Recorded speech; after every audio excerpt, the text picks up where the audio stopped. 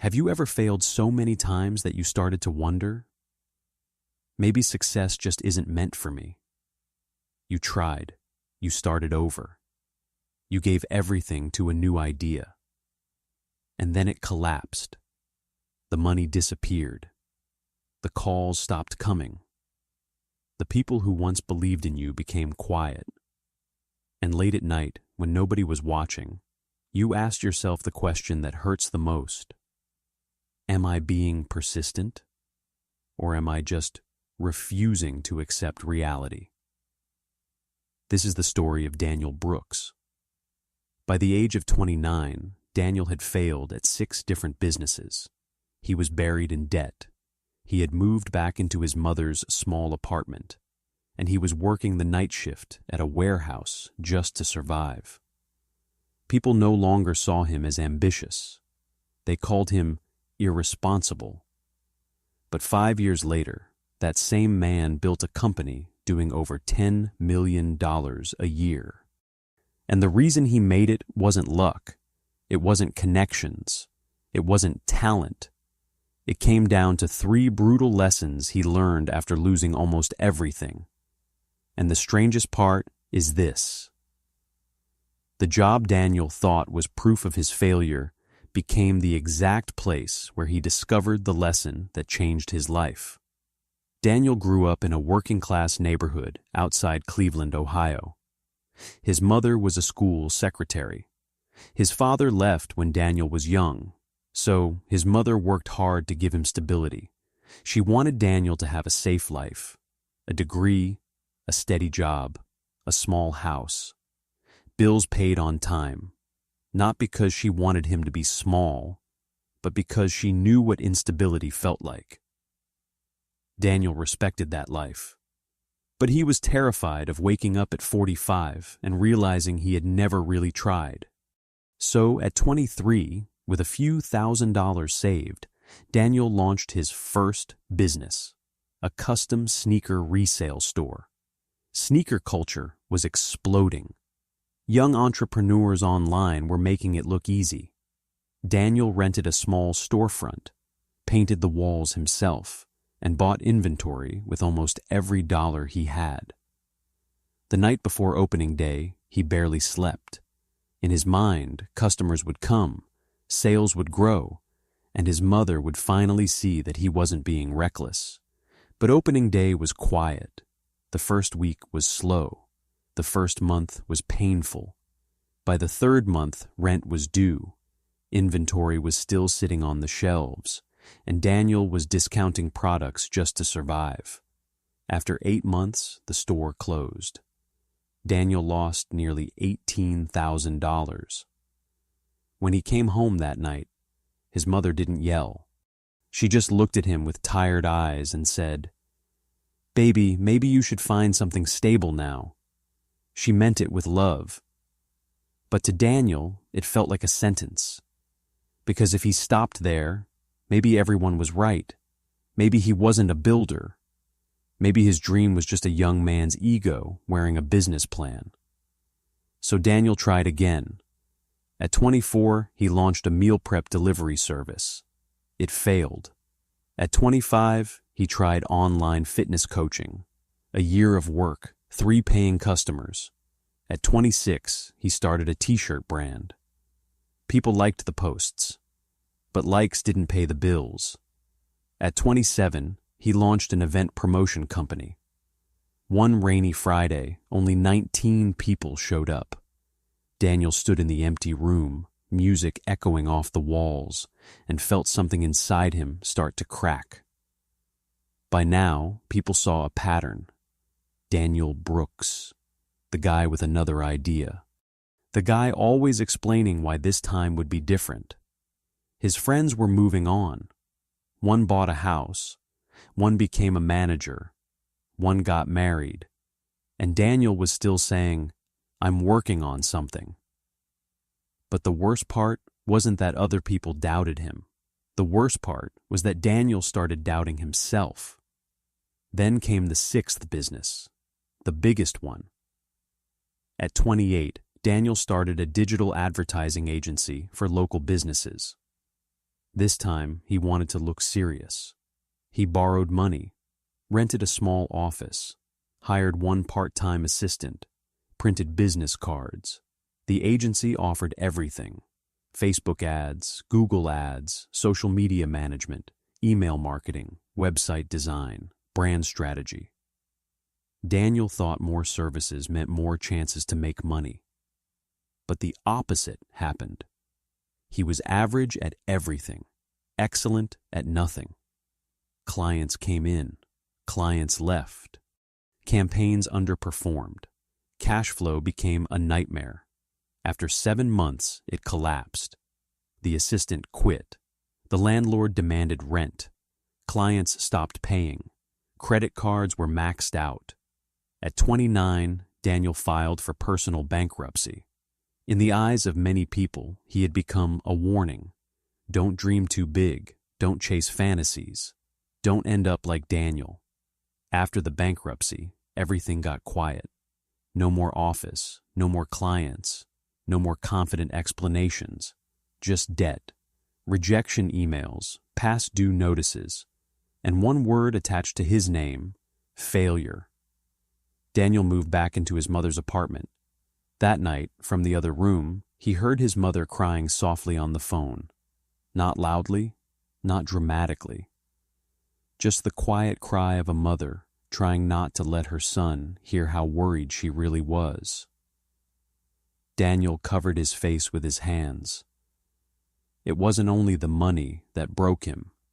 It was the feeling that he had dragged the people who loved him into his failure. A few nights later, Daniel opened an old notebook from his drawer. The pages were full of ideas written by a younger version of him. Build something of my own. Make mom proud. Never settle for average. Daniel picked up a pen. For a moment, he almost wrote, "I quit," but his hand stopped. Somewhere deep inside, beneath the shame, there was still a tiny part of him that refused to die.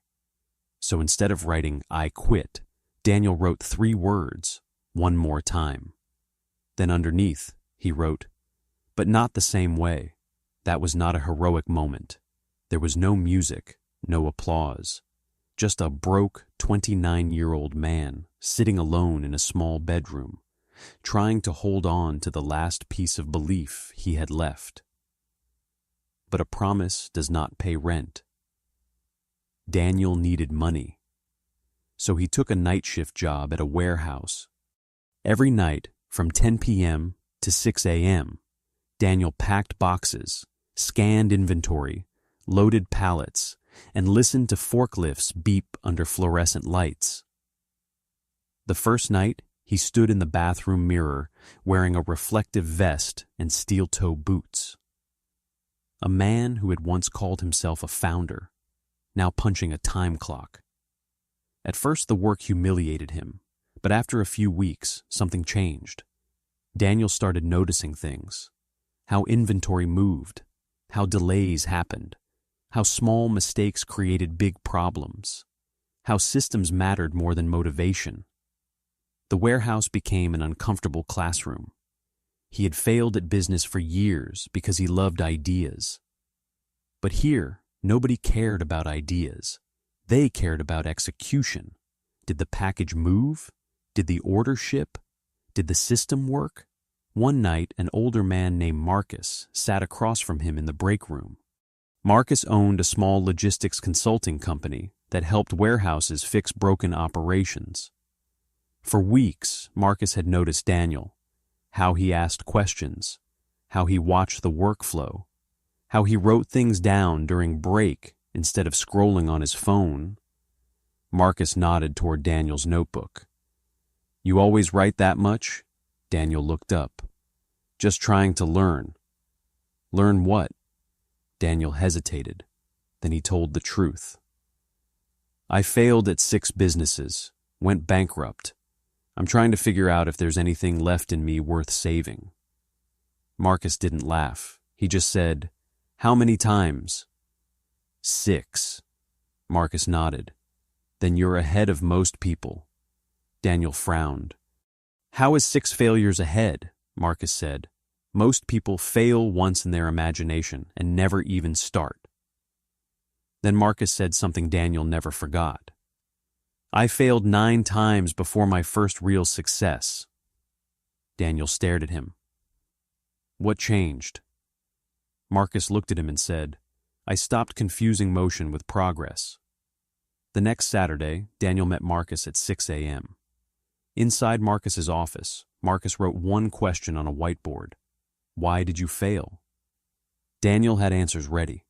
Bad timing, not enough money, wrong market, competition. But Marcus stopped him. I don't want the outside reasons. I want the truth. What did you do wrong? For the first time, Daniel couldn't hide. The sneaker store failed because he didn't understand the numbers. The meal prep business failed because he didn't understand operations. The fitness business failed because he built before he understood the customer. The t-shirt brand failed because he sold what inspired him, not what the market needed. The event company failed because he chased excitement instead of profit. The agency failed because he offered too many services because he was afraid to say no. Marcus circled everything and said, Daniel, these are not 6 different failures. This is the same failure wearing 6 different outfits. Then he underlined one sentence. You started before you understood. Marcus gave Daniel 3 rules. Rule 1, learn before you build. No launch, no logo, no announcement. Study the market first. Rule 2, commit to the boring middle. Marcus wrote, 18 months. He said, the moment results didn't come fast, you panicked. You changed the offer, lowered prices, added services, and chased new markets. You never gave anything enough time to compound. Rule 3, become unmistakable at one thing. Marcus said, you need one customer, one painful problem, one clear promise, and one result you can deliver better than most people. Daniel asked, what if that's too narrow? Marcus replied, if the pain is real and the customer has money, narrow does not make you small. Narrow makes you memorable. Marcus agreed to mentor him for 3 months, but he gave one condition. If you quit before 18 months, don't call me again. Daniel shook his hand. Deal. If you've ever failed, been doubted, or felt like you were one decision away from giving up, comment the number 1 below. Not for me, for yourself.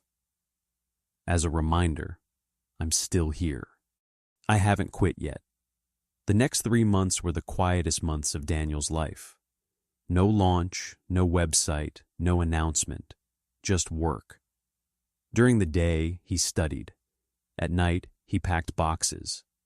Every Saturday morning, he met Marcus. And slowly, Daniel saw the truth. He had not built businesses to solve customer problems. He had built businesses to prove he wasn't a failure. That was why every rejection felt personal. Marcus told him, customers do not pay to heal your ego. They pay to solve their problem. Because Daniel worked inside a warehouse, he began noticing a real problem. Small e-commerce brands were struggling with fulfillment. They had products, they had customers, they had orders, but they were drowning in late shipments, messy inventory, poor packaging, and bad customer reviews. Big companies could hire expensive logistics consultants. Small brands could not. And Daniel saw a gap. He interviewed small e-commerce owners, not pitching, just asking questions. What slows down your shipping? What causes refunds? What do customers complain about? What happens when order volume spikes? The answers were clear. They didn't need branding. They didn't need motivation. They needed systems. After 3 months, Daniel came to Marcus with one clear offer: fulfillment systems for growing e-commerce brands. One customer, one problem. One result: reduce shipping errors, late orders, and refund complaints within 60 days. Marcus read the plan and said, "Now you're allowed to start." If you've ever started too fast, chased excitement, or confused passion with preparation, comment the number 2 below. Let it mean, I will not build my dream on a weak foundation again. Daniel launched quietly. No fancy website, no office. Just a laptop, a notebook, and a company name, Flowship Systems. The promise was simple. I help growing e-commerce brands reduce shipping mistakes, late orders, and fulfillment chaos in 60 days. Daniel built a list of 100 e-commerce brands and started sending specific messages. The first message got no reply. The 10th got ignored. The 20th received "not interested." Daniel felt the old fear return, but he opened his notebook. On the first page he had written, 18 months. Do not judge the mission by the first 18 days. So he kept going. On day 6, a small skincare brand replied, "Can you take a look? We're getting killed by shipping complaints." Daniel did the audit for free. He found messy inventory labeling, no packing checklist, unclear roles, and no system for handling order spikes. The founder replied, "This is painfully accurate. What would it cost for you to help us fix it?" Daniel offered a 30-day implementation for $750. The founder agreed. It wasn't a big contract, but it was real. A real customer, a real problem, a real result he could create. After 30 days, the skincare brand reduced shipping mistakes by 41%. The founder sent Daniel a message. "We want to keep working with you." For the first time in years, a customer didn't leave. A customer stayed. Month 5, Daniel had 1 client. Month 6, he had 2. Then month 7 hit. 1 client paused the contract. Revenue fell back to $750. That night, Daniel opened job listings again. Safe jobs, normal jobs, jobs that would stop the bleeding. Then he opened an email to Marcus. Subject line, "Maybe I can't do this." He stared at it for a long time. Then he opened his notebook. Months 7 to 12, small signals, still painful. Daniel looked at the calendar. Month 7. Not month 18. He wasn't failing. He was exactly where Marcus said the pain would be. Daniel deleted the email, closed the job listings, and added 50 more brands to his prospect list. Nobody knew he had almost quit. But that night, Daniel passed the first real test. Not making money, not proving people wrong. The first test was this. Could he refuse to become the old version of himself when fear returned? This time, he did. Month 9, Daniel signed his 3rd client. Month 10, 2 more clients signed. Month 11, he had 6 clients. Still not impressive to the outside world. But to Daniel, it was evidence. Clients were staying. Shipping errors were dropping. Founders were thanking him. Systems were working. Then month 13 arrived. A fast-growing supplement brand reached out. They were doing hundreds of orders a day, and shipping errors were costing them money. Daniel took the call. In the past, he would have tried to impress them. This time, he asked questions. What percentage of orders ship late? What causes the most refunds? What happens when daily order volume doubles? The call was supposed to be 30 minutes. It lasted 90. At the end, the founder said, "You understand this better than the last consultant we paid 5 times as much." A week later, Daniel signed them, $5,000 a month. Month 15, revenue crossed $18,000 a month. Daniel finally left the warehouse job. On his last night, he clocked out at 6:03 a.m. He stood outside as the sun came up over the loading docks. That warehouse had felt like humiliation when he started. But now he understood. It had been a classroom. It had taught him systems, discipline, execution. At month 18, Flowship Systems reached $32,000 in monthly revenue. Daniel called Marcus. When Marcus answered, Daniel only said, 18 months. His voice cracked. Marcus was quiet for a moment. Then he said, now you understand. Daniel knew he was right. The victory wasn't just the money. It was knowing he had gone 18 months without betraying himself. He had learned. He had focused. He had stayed. But $32,000 a month was not the end. It was proof that the foundation could hold more weight. This time, Daniel didn't expand recklessly. When restaurants asked for operations help, he said no. When retailers wanted social media ads, he said no. When companies offered more money for general consulting, he said no. Every no hurt a little. But Daniel knew better now. One customer, one problem, one result. Flowship Systems helped growing e-commerce brands fix fulfillment chaos. That was the lane, and Daniel protected it. Year 2, Flowship Systems reached $520,000 in annual revenue. Daniel paid down debt, then more debt, then the last debt. The day he made the final payment, he sat in his car outside his mother's apartment and stared at the confirmation screen. No applause, no camera, just a man who had once filed for bankruptcy, finally free from the numbers that had followed him for years. That night, he placed an envelope on the kitchen table.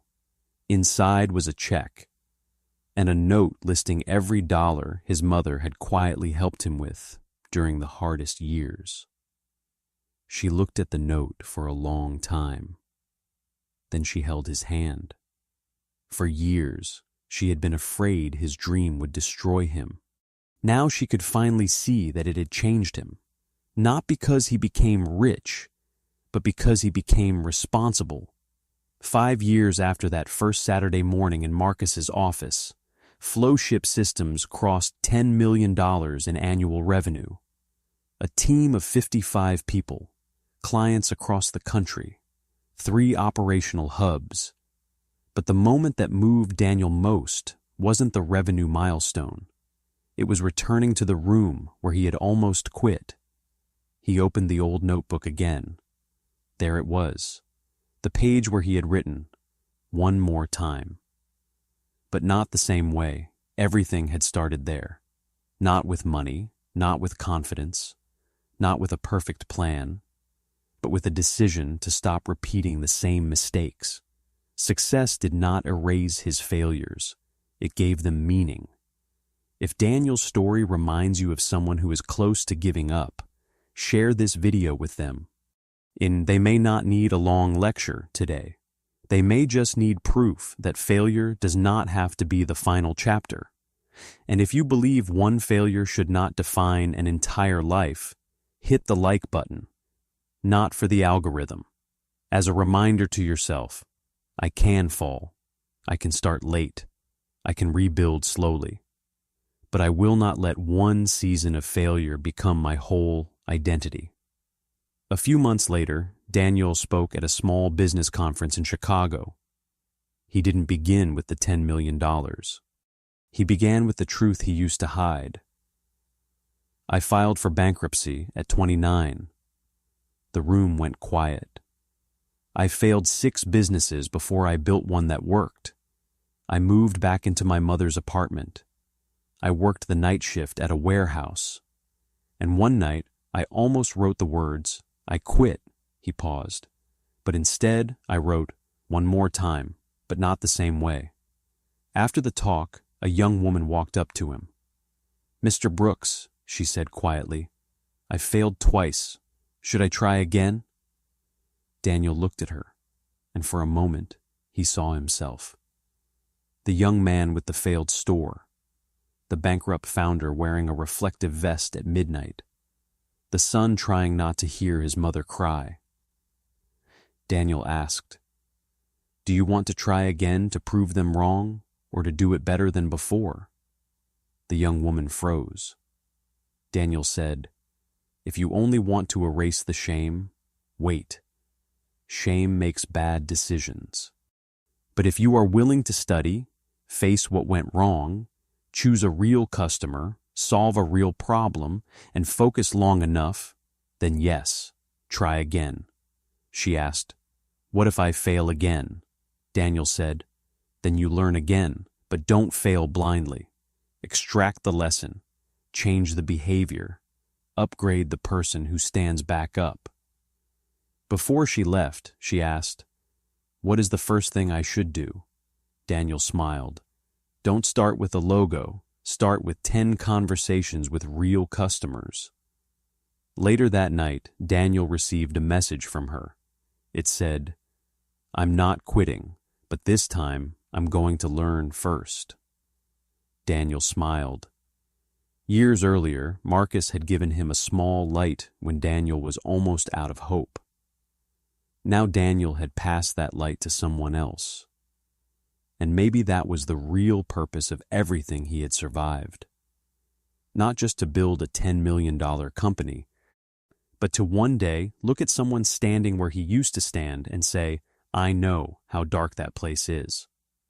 But I also know there is a way out."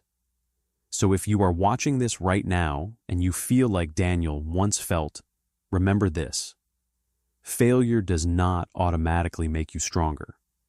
Some people fail and become bitter. Some fail and blame everyone else. But some people fail, sit down, write the lesson, wipe their eyes, and stand up differently. Daniel became one of those people, and you can too. You don't have to prove the whole world wrong today. You don't need everyone to believe in you tomorrow. You just need enough courage to say, "One more time," but not the same way.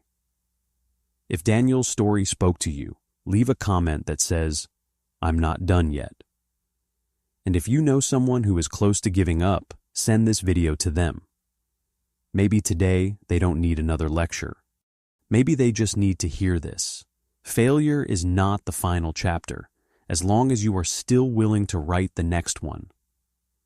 Thank you for watching until the end.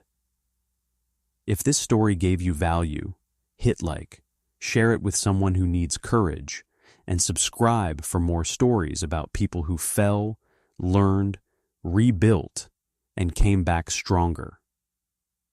I'll see you in the next video. And remember, you don't have to start over as someone who never failed. You only have to start over as someone who finally understands what must change.